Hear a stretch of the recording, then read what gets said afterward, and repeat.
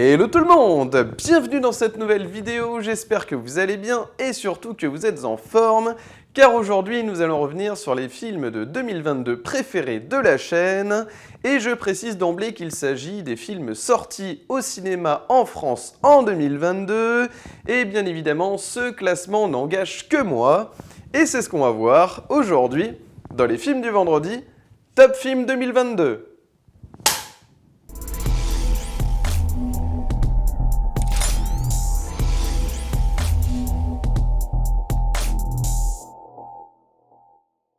Salut à tous et bienvenue dans les films vendredi. Aujourd'hui, j'ai le plaisir de vous proposer mon top de mes films de l'année 2022 préférés.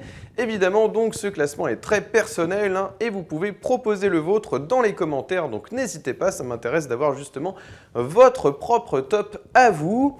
Et je commence sans plus attendre avec la 10e place, en précisant qu'il s'agit de la place du blockbuster de l'année, voilà, puisque les films qui vont suivre en fait dans le reste du classement sont des films beaucoup plus indépendants. Donc voilà, c'est un peu la place du blockbuster. Et c'est vrai que cette année, eh bien, il y en a eu deux marquants, désormais cultes, et qui sont tous les deux des suites en fait, et avec un laps de temps assez important entre le premier et le second. Vous me voyez venir. Donc voilà, il y avait un choix à faire. Et non, ce n'est pas Avatar, la voix de l'eau. Donc si vous êtes déçus d'emblée, vous pouvez quitter cette vidéo, ou sinon, si vous êtes un peu sympa, vous pouvez me laisser une chance sur le reste du classement. Voilà, donc moi, personnellement, j'ai choisi donc à la 10e place pour le blockbuster de l'année, eh bien, Top Gun Maverick de Joseph Kosinski, avec évidemment Tom Cruise à la production, et dans le rôle principal de Maverick, qui revient, je ne sais plus, 30 ans après, un truc comme ça, on était en 86 pour le premier opus. Et c'est vrai que moi, j'étais pas fan de l'original, contrairement à Avatar où j'ai bien aimé le premier. Là, j'ai pas vraiment apprécié l'original, vraiment, à part la BO, il n'y avait pas grand-chose à se mettre sous la dent. C'était un peu une pub pour rejoindre l'armée sur fond bleu, avec des types comme ça, dans des hélicos en studio. Enfin, c'était mal amené, puis voilà, je trouve que c'était assez mal fait. Et c'est vrai qu'aujourd'hui, eh bien, voilà, alors déjà techniquement, c'est une prouesse évidemment, parce que Tom Cruise, évidemment, emprunte ce réalisme et cette exigence qu'il met justement dans sa saga Mission Impossible, il l'a transposé sur le projet Top Gun, et il a réussi, même scénaristiquement, à apporter quelque chose d'intéressant, la relation avec Rooster, le fils de Goose, qui est assez touchante. Il n'y a pas que la technique, il y a aussi le scénario, que j'ai trouvé bien amené, le questionnement entre protéger justement le fils du défunt ami, donc il y avait tout un enjeu justement entre son devoir professionnel et son devoir amical en quelque sorte. Donc voilà, donc il y avait vraiment cette chose-là, cette relation compliquée que j'ai trouvé assez bien ficelée, et puis l'intrigue militaire qui était quand même beaucoup plus prenante, même si on ne sait toujours pas vraiment qui sont les ennemis. Voilà, c'était mieux amené, au niveau suspense, au niveau préparation, élaboration du plan, était quand même beaucoup mieux ficelé, et c'est vrai que ça, on le doit aussi à son travail sur la saga Mission Impossible, et ça tombe bien puisque cette année sortira le 7e opus donc, de la saga Mission Impossible, donc cet été 2023. Je passe maintenant à la 9e place, et il s'agit de Murina. Alors, la cinéaste, c'est un nom un peu compliqué, donc c'est réalisé par la Croate Antoneta Alamat Kusijanovic, voilà. Donc, avec Gracia Filipovic, Danica Kursic, Leon Lucev et Cliff Curtis. Alors, ça me fait rire parce que Cliff Curtis, on le retrouve justement dans Avatar, la voix de l'eau. Et là, il est dans un film complètement, très indépendant. Donc voilà, l'émancipation perturbée d'une adolescente face à un père oppresseur et d'une mère soumise, et l'arrivée soudaine d'un vieil ami de la famille qui va chambouler sa vie. Donc voilà, tout ça dans un cadre idyllique de vacances sur une île croate. Donc le décalage entre la scénographie et le thème du film est assez fascinant selon moi, et ça tombe bien puisque le film a remporté donc la Caméra d'Or au Festival de Cannes 2021, et oui, avec tous les reports, vous voyez, c'était en 2021. Voilà, donc Murina, moi j'ai trouvé vraiment que ça faisait du bien. Je suis pas sûr que le film ait fait beaucoup d'entrées, donc c'est pour ça que j'en profite. Je pense que voilà, c'est un top très personnel évidemment. Murina, moi, m'a vraiment intrigué. Ouais, quelque part assez impressionné parce que en fait c'est une histoire assez simple, mais elle est tellement bien amenée. Les acteurs en plus sont tellement bien dirigés que finalement, voilà, vous voyez toutes les tensions, vous voyez, et la caméra, contrairement je vais prendre un exemple comme ça, mais on va dire dans les films drames sociaux, familiaux, ce genre de choses. Contrairement à un Lucas Dont dans Close, je trouve que la caméra, justement, eh bien, la caméra en fait de cette cinéaste, eh bien, a vraiment des idées de plans très intéressants. Et vraiment ce décalage, encore une fois, avec la scénographie et le message, eh bien, crée quelque chose de vraiment intéressant et de purement cinématographique, avec justement peu de moyens. Moi, c'est ça que j'aime aussi, c'est d'arriver avec peu de moyens à faire des choses extraordinaires. Et Murina, bah, écoutez, moi je trouve qu'il y a vraiment, eh bien, vous voyez, comme à l'image de ce prix, hein, un certain regard, et ben, je trouve que voilà, elle a vraiment un certain regard particulier, hein, cette cinéaste croate.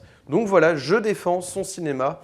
C'est un premier long métrage pour elle, et je trouve que c'est tout à fait mérité, cette Caméra d'Or à Cannes 2021. Voilà, je passe donc à la 8e place, et il s'agit de Coupé de Michel Hazanavicius. Et oui, voilà, un remake du film japonais Ne coupez pas de Shinichiro Ueda, qui était sorti en 2017. Donc voilà, c'est vrai qu'il a fait un remake assez rapidement derrière. Alors moi, dans tous les cas, j'aime beaucoup en fait les mises en abîme au cinéma, hein. Ça permet de rappeler pourquoi on fait des films. Et là, en l'occurrence, moi, ce que j'aime bien, ce qui est beau en fait, c'est l'aventure humaine qui se dégage du tournage de ce film de zombies fauchés. C'est vraiment ça qui m'a plu, avec un Jean-Pascal Zadi mémorable, hein, qui s'occupe de la musique du film. Donc voilà, ils sont en train de faire un film live en fait, avec des zombies et voilà, avec un Romain Duris qui joue le rôle du cinéaste, qui est vraiment aussi très drôle. Alors on a toute une première partie du film où on se dit ça va être ça pendant tout le film. Et en fait, il y a une première proposition au début du film. Et justement, le plus dur, c'est de rester. Parce que quand on ne connaît pas le concept, et voilà, il faut vraiment donner la chance au film en allant jusqu'au bout. Parce que voilà, il y a une deuxième partie où vraiment vous sentez, vous commencez à comprendre à partir de la deuxième partie du film le concept. Donc il faut bien se concentrer sur la première partie et ensuite vous savourez parce que vous avez évidemment toutes les ficelles qui se démêlent en fait dans la deuxième partie. Donc voilà, restez bien jusqu'au bout avant de juger ce film, hein. Je me souviens, dès la première partie, il y avait des gens qui sortaient. Voilà, non, faut rester pour pas passer à côté de l'idée principale du film. Donc je vous recommande, hein, ce film qui n'a reçu aucun prix. Bon, évidemment, il y a beaucoup de concurrence, évidemment, mais il était sélectionné à Cannes en 2022. Donc c'était le film d'ouverture, Coupé de Michel Hazanavicius, qui a vraiment, quand même, à chaque fois, moi, ce que j'aime dans son cinéma, c'est qu'il y a une esthétique particulière. En plus, là, il conjugue deux esthétiques différentes, hein, entre ce côté caméra à épaule, granuleux, etc. Et la deuxième partie, on est sur une image beaucoup plus, j'ai envie de dire, beaucoup plus léchée, un peu plus à la OSS, on va dire. Donc moi, j'ai beaucoup apprécié. Donc Coupé de Michel Hazanavicius, 8e place. 7e position maintenant, il s'agit de Nightmare Alley de Guillermo del Toro. Et oui, j'ai vraiment beaucoup apprécié donc cette histoire, hein. On passe du milieu forain au milieu mondain, où un jeune vagabond opportuniste, hein, va monter une arnaque avec ses soi-disant dons de voyance. Donc nous sommes dans les années 40 et l'élite, hein, de la bonne société new-yorkaise, eh bien, va tomber dans un piège qui pourrait se retourner contre son auteur, hein. C'est comme ça que je résumerai le film en fait, et je trouve ça très bien amené. Alors voilà, pour moi c'est du grand Del Toro, hein. Certains trouveront quelques longueurs sur le métrage, mais globalement nous sommes en présence d'une œuvre soignée, tant sur l'esthétisme, hein, du milieu du spectacle que sur la profondeur du message. Donc voilà, il faut savoir quand même que le film a reçu 2 prix. Alors c'est les Saturn Awards, hein, voilà, c'est pas forcément les plus... Mais dans le film de genre, en tout cas, c'est intéressant. Meilleur thriller et meilleur scénario, donc aux Saturn Awards. Donc moi, vraiment, j'ai trouvé aussi Bradley Cooper très convaincant. Voilà, dans cet escroc en fait, hein, ce rôle d'escroc, il est vraiment très très bon.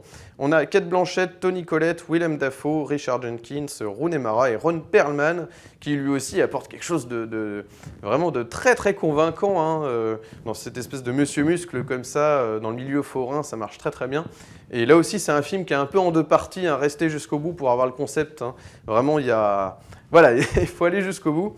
Ça vaut vraiment le coup. Voilà. Donc malgré quelques longueurs, trouveront certains, eh bien ça vaut le coup quand même de ne pas passer à côté de cette expérience folle et de cette relation entre Bradley Cooper et Cate Blanchett qui est aussi très très forte, évidemment, conjuguée avec sa relation avec Rooney Mara aussi qui est très touchante. Et qui vous rappellera les précédents films de Guillermo del Toro. Je précise quand même. Donc voilà, si vous êtes fan, n'hésitez pas. Je passe maintenant à la 6e place et il s'agit d'Elvis de Baz Luhrmann. Et oui, le biopic d'Elvis Presley qui a marqué cette année 2022. Donc avec Austin Butler dans le rôle d'Elvis Presley qui est vraiment absolument formidable. Il incarne à la perfection Elvis Presley. Mais moi, ce qui m'a d'autant plus intéressé, c'est pas tant l'interprétation, mais c'est surtout le fait que voilà, on a un cinéaste qui apporte quelque chose de très personnel à l'œuvre.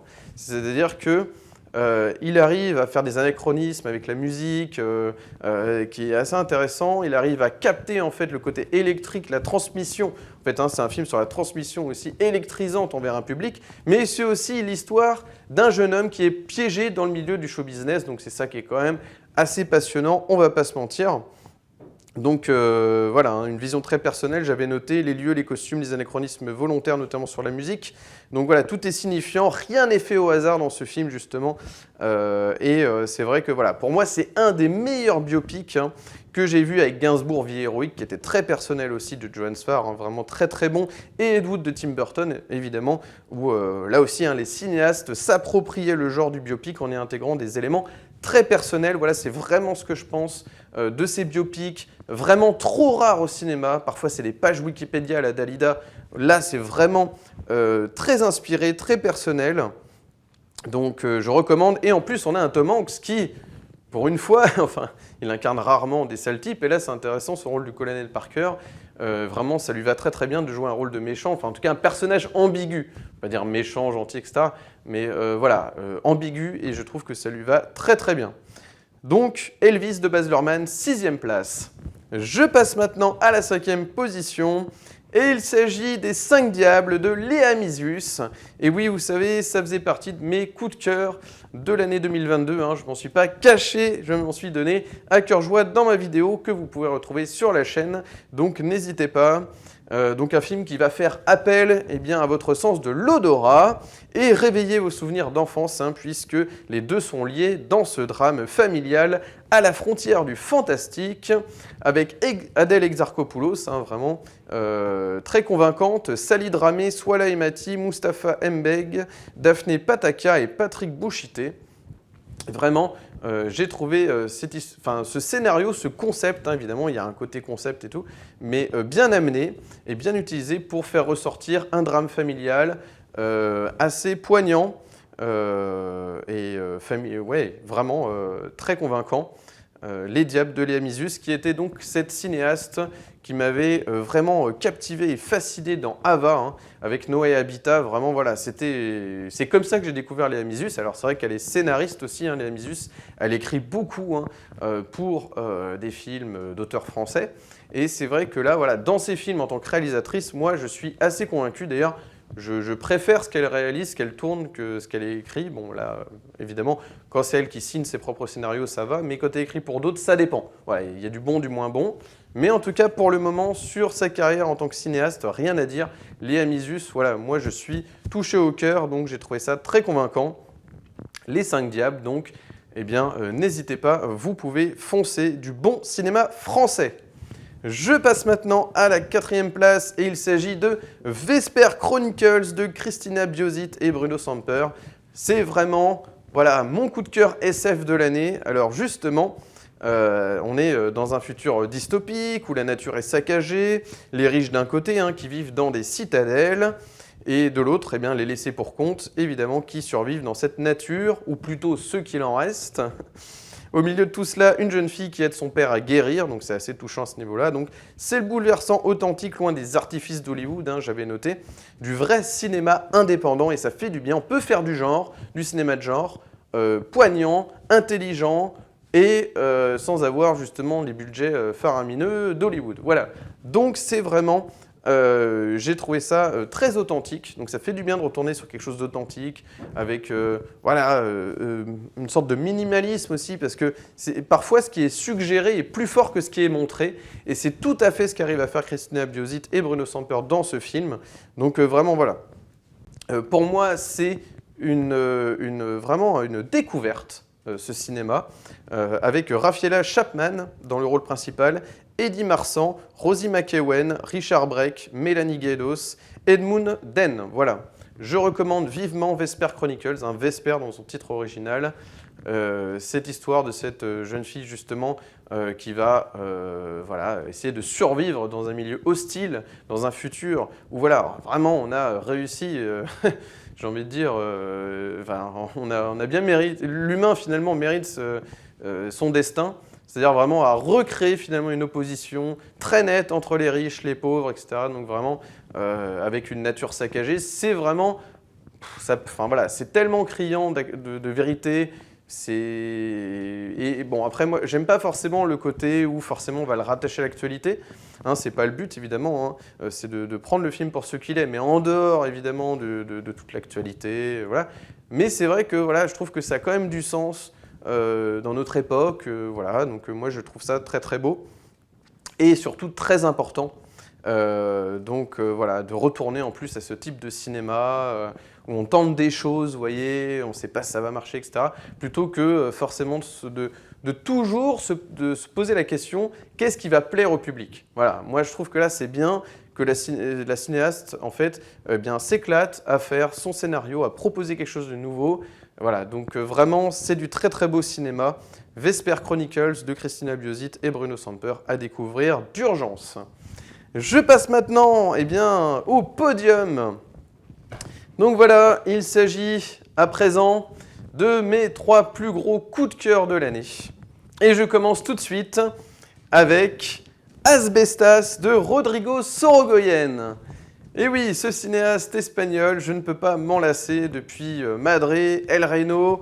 Voilà, c'est vraiment les films qui m'ont voilà, donné envie de voir le nouveau Sorogoyen. Et c'est vrai que je n'ai absolument pas été déçu. En plus, on a un casting génial parce qu'on a aussi des acteurs français dans les rôles principaux. Marina Foïs chez Sorogoyen, c'est quand même un truc de fou. Denis Ménochet, alors décidément, Denis Ménochet, c'était un peu son année hein, dans l'année 2022. Hein. Il était aussi dans Peter Van Kant de François Ozon. Hein. Il était extraordinaire. Et nous avons également Luis Zahera, hein, qui était dans El Reno et qui est aussi génial. Diego Anido et Marie Colombe, il faut souligner aussi très très convaincante dans le rôle de la fille, du couple Foïs-Ménochet. Donc le duo Sorogoyen et Isabelle Peña, donc vraiment au scénario, fonctionne à merveille selon moi. J'espère qu'ils continueront en fait à travailler ensemble parce que je trouve que ça fonctionne du tonnerre cette collaboration. Donc je serai très impatient de découvrir leur prochain film en espérant qu'ils continuent de collaborer au scénario ensemble. Donc voilà, c'est l'histoire d'un couple de Français qui vivent dans un village de Galice en fait et qui vont devoir se protéger du voisinage, ils vont devoir se méfier parce qu'à tout moment, voilà. Il peut y avoir du danger, je n'en dis pas plus, mais c'est vraiment ça, pour résumer, évidemment. Il y a une trame derrière, en toile de fond, sociale très très forte. Voilà, alors certains disent que ça rappelle des scénarios de films qu'ils ont déjà vus. Alors je crois que c'est vaguement, c'est quand même assez inspiré d'un autre film. Mais écoutez, pour moi, ça fonctionne vraiment. C'est ça qui est déjà très important. Et moi, vraiment, j'ai été touché par cette histoire. Donc le film a reçu le prix du public du meilleur film européen au Festival de San Sebastián.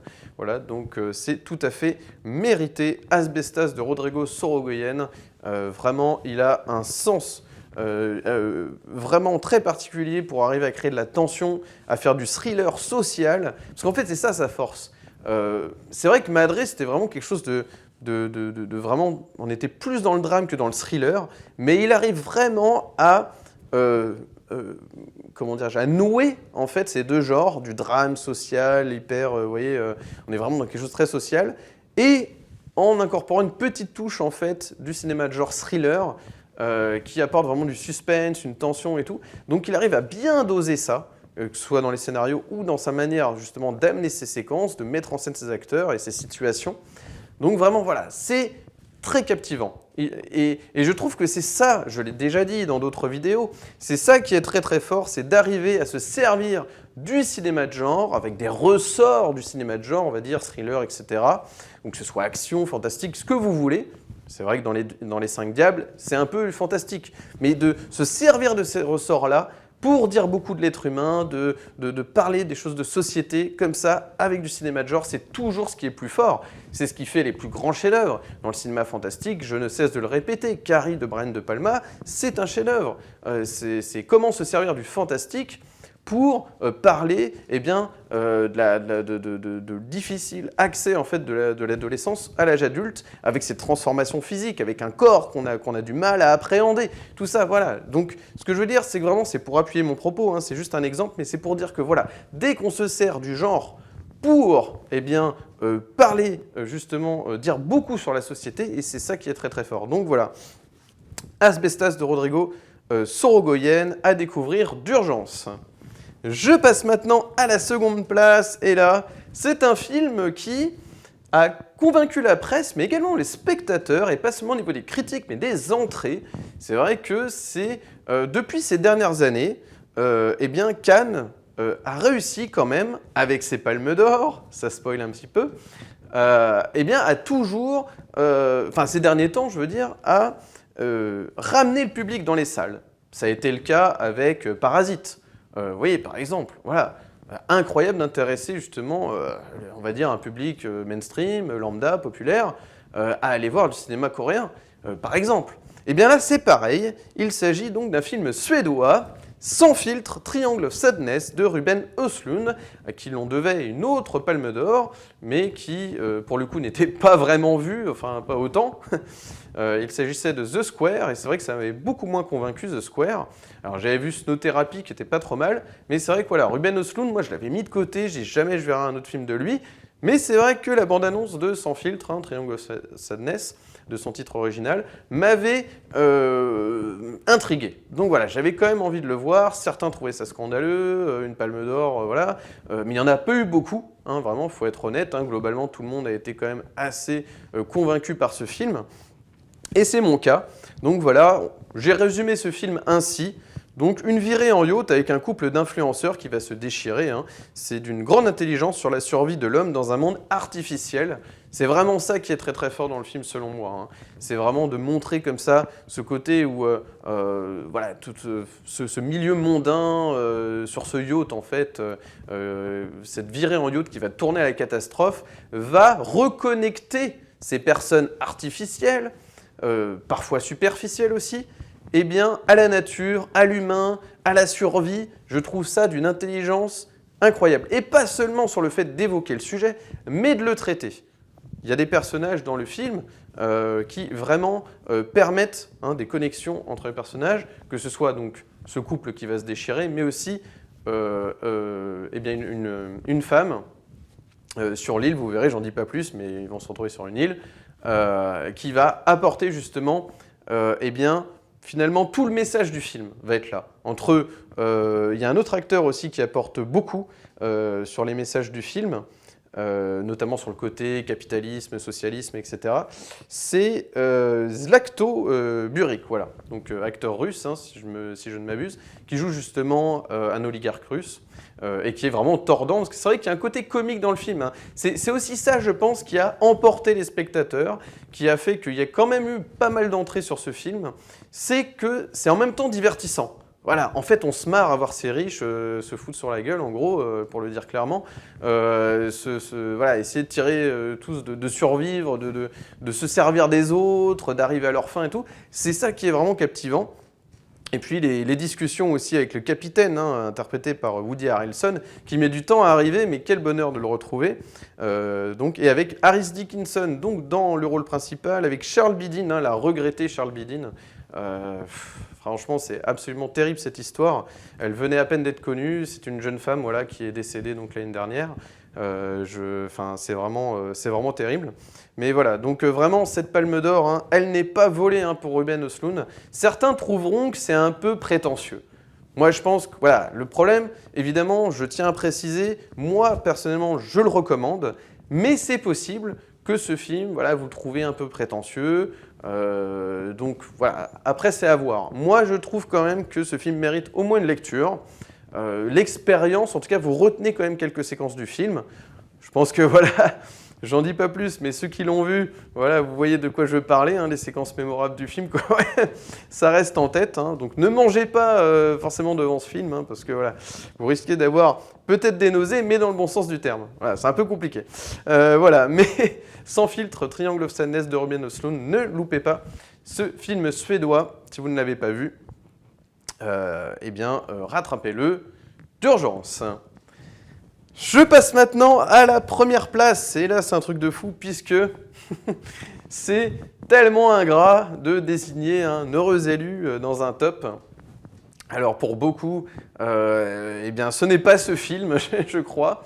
C'est vrai que j'ai pas regardé beaucoup les tops des autres. Enfin, j'ai regardé les tops dans des groupes en fait, dans lesquels je suis, des groupes de cinéphiles, etc. Ça, j'ai regardé beaucoup les tops. Mais en tout cas, pas en vidéo. Voilà, voilà, je sais pas ce que disent mes confrères youtubeurs, entre guillemets. Voilà, ça j'ai pas trop regardé, je vous avoue.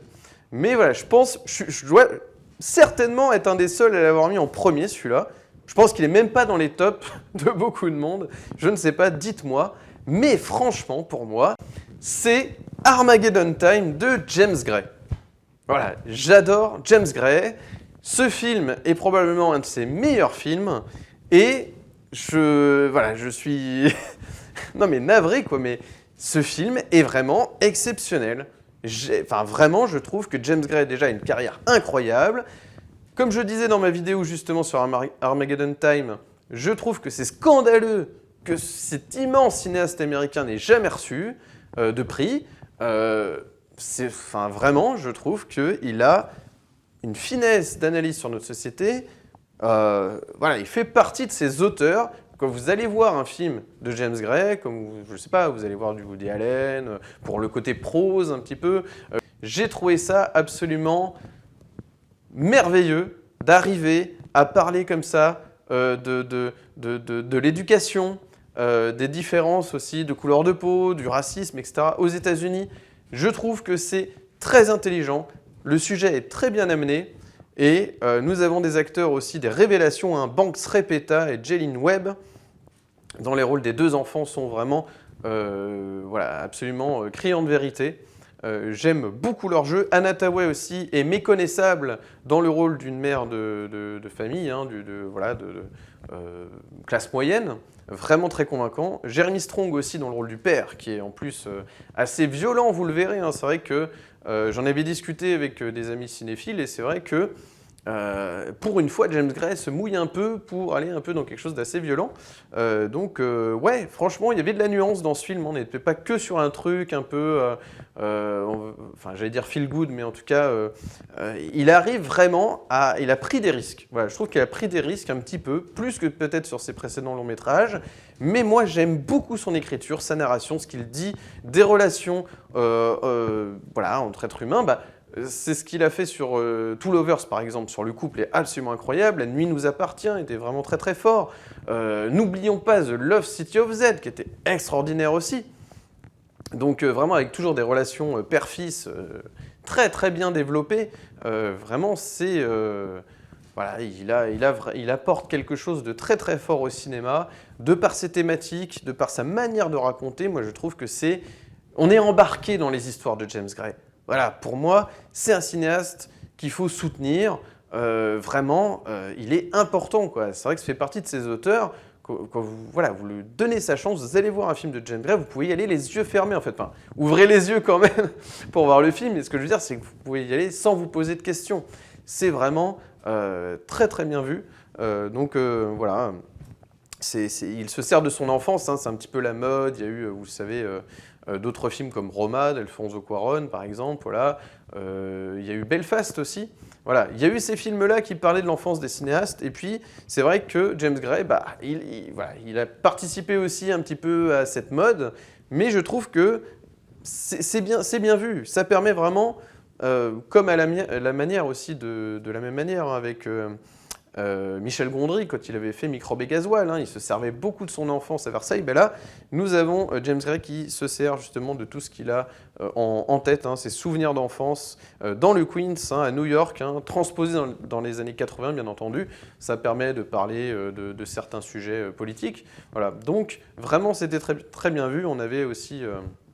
on voyait que toute la famille Trump en fait, possédait aussi beaucoup d'écoles, donc voilà, il y avait une manière d'inculquer en fait l'éducation, le vrai discours et la critique de l'éducation dans ce film est très très forte, voilà. Donc écoutez, pour moi c'est mon coup de cœur, hein, je reverrai avec grand plaisir Armageddon Time, voilà, c'est aussi ça les tops, je trouve, pour moi, c'est de vraiment être totalement transparent sur eh bien, les films qu'on a envie de revoir. Voilà. Et ouais, j'assume totalement. Peut-être que voilà, il y a des films plus élitistes qui sont sortis. Pour moi, James Gray, c'est un auteur passionnant. Moi, en tant que spectateur, voilà, je suis vraiment happé par son cinéma. Même Ad Astra était bien. The Immigrant était peut-être un peu en dessous en termes d'émotion, hein, ce que je dis dans ma vidéo. Mais voilà, vraiment, globalement, c'est une filmographie quasi parfaite. Moi, franchement, voilà, je suis très impatient de voir ces autres films. Il ne m'a jamais déçu, ou en tout cas vraiment déçu, James Gray. Voilà. C'est assez enviable une carrière pareille. Alors évidemment, l'Académie ne lui a rien donné, etc. Donc voilà. Mais franchement, il n'a pas à envier quoi que ce soit de la part d'autres cinéastes. Il a une filmographie très intéressante, très passionnante. Il a beaucoup de choses à dire. Moi, voilà, je trouve que c'est agréable de rentrer dans son univers, vraiment.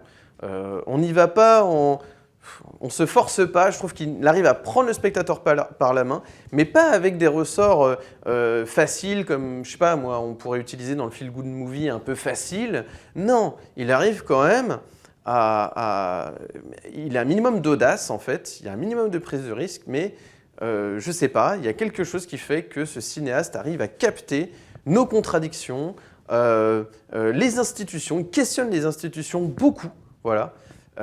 C'est vraiment passionnant. Donc je vous recommande Armageddon Time de James Gray, et en plus, vraiment, mention spéciale aussi à tout le travail en fait, qui a été fait de reconstitution, enfin on se croit vraiment dans les années 80, le New York est très bien dépeint, on a une image intéressante, on a aussi, je parlais d'éducation, d'institution, on a aussi eh bien, le visage de la police qui est questionné, etc.